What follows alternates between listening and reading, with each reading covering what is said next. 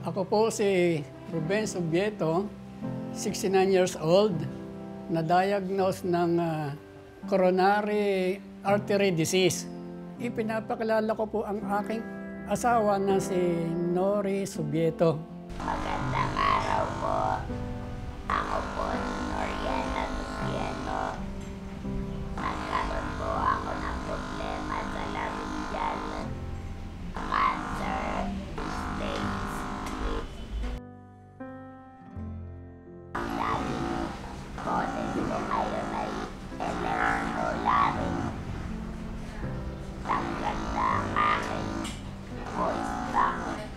Nangyari ito dahil ang sabi ng oncologist doctor ko, kailangan daw magakan na hindi madamay yung aking sumagot.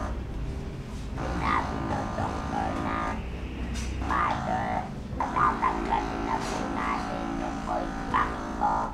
So permanent, wala ka ng boses. Meron namang technology ng pagsasalita. Kaya nitong awa ko. Hindi nga po ako mapalagay. Dahil unang-una wala kaming perang panggastos para sa medicine ng aking asawa. Kaya nga po ako hindi nga po ako mapakali doon. Dahil unang-una nga po, wala na akong trabaho. Hindi sasapat yung aming pension kasi noon na yun. Yung anak namin sa suporta. Buti nga po at meron kaming mababait na mga anak na tumutulong sa amin. At nung siya ay nasa ospital, tama naman na ako. Palibasay ako gusto kong magpatingin sa mata, gawa na ako nga daw ay merong katarata. Kaya sabi sa akin ng doktor, ako daw po humingi ng clearance sa doktor. Sabi ng doktor, hindi ka pwedeng magpasa ng cataract gawa ng ikaw ay merong sakit sa puso. Hindi makita sa 2D echo, ECG, dapat angiogram. Doon na-verify na ako ay merong coronary artery disease na as early as possible, kinakailang maoperan ka, iba-bypass. Hindi ko matanggap. Sa loob-loob ko, nandahil sa mata, katarata, lalo yata lumaki ang aking problema. Sabi nung misis ko, dahil nakita niya sa Facebook, itong ozone therapy, ang sabi nga ay, tumbasan na lang natin yung magagastos sa bypass operation. Kaya tuloy-tuloy kami dito sa ozone therapy.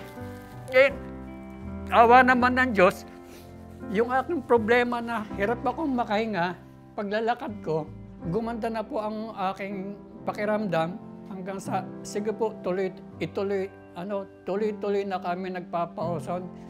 Kami po ay nag-walking dito sa Ortiganon Milan.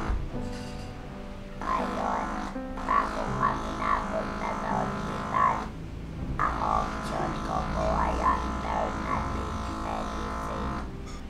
Nagkataon doon sa pagtingin ko sa ethic, lumabas ang ozone at ang nagpatuloy doon ay isang senior citizen din na ang sakit ay bone cancer sa kanya current. Naulit yung kanyang sakit pero naka-recover sa ozone. So ang sabi ko sa anak ko, ayoko na ng mga radiation. Gusto ko natural. So sa pamamagitan ng ozone therapy, ang laking bagay, unang-una, yung benefit na natanggap namin dito, plus yung sa misis ko, talaga kami ay sa awa at tulong ng Diyos, talaga kami solve ito sa ginagawa naming alternative medicine. Nagkataon nung major operation na medyo masakit sa bulsa. Kaya ginawa na lang yung parang importante ay matanggal yung bukol para malaman kung ano yung status ng operation. Maganda lang resulta. Yung hindi cancer. Nung ma-analyze nila, walang naiwang cancer. Cancer-free ako, pero subject to radiation.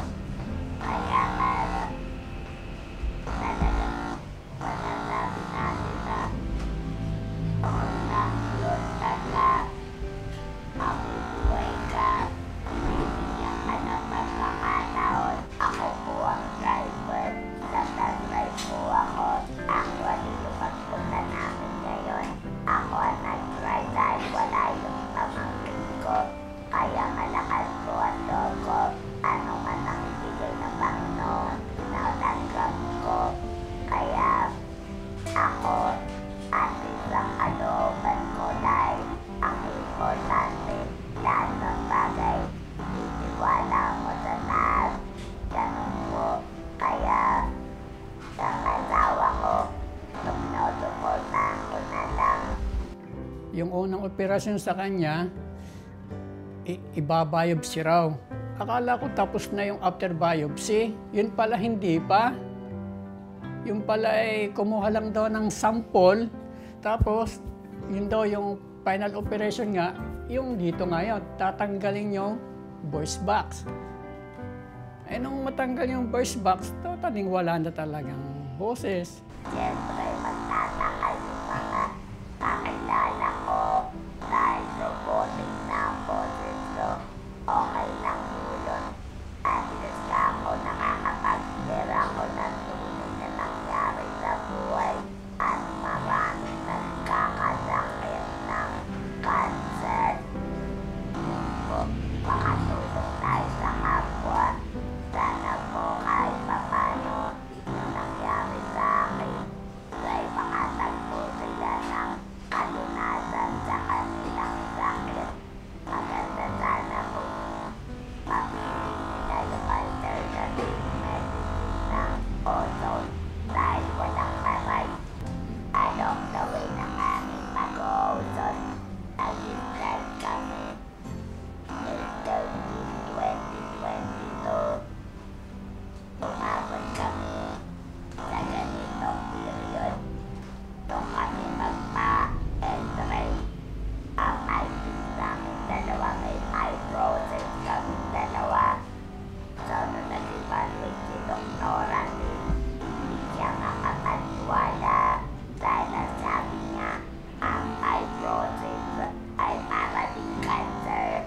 Wala siyang fibrosis. Ako ang meron.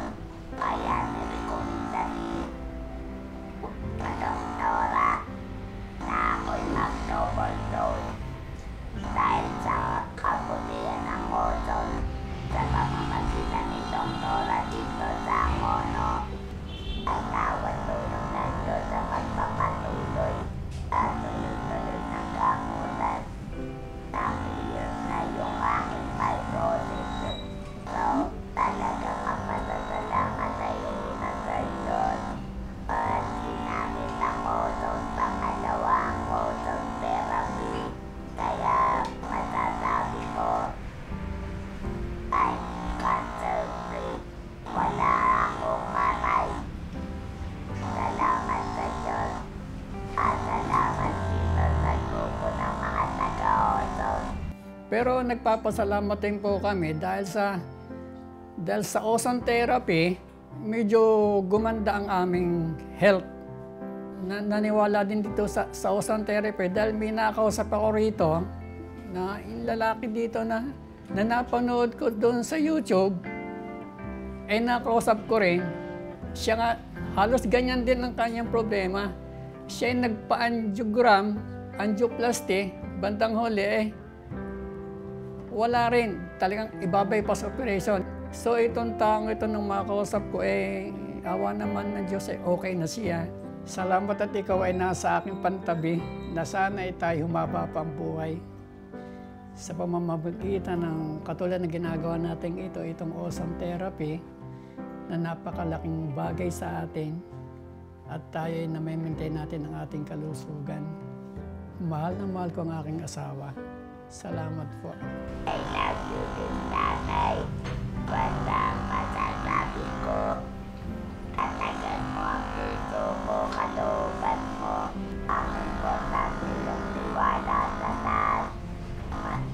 Pwede ka namang magbasa ng Bible para kahit papano magbigay ng kapatatagan ng iyong puso. Pwede ba yun, tatay? Pwede. I love you, tatay. I love you.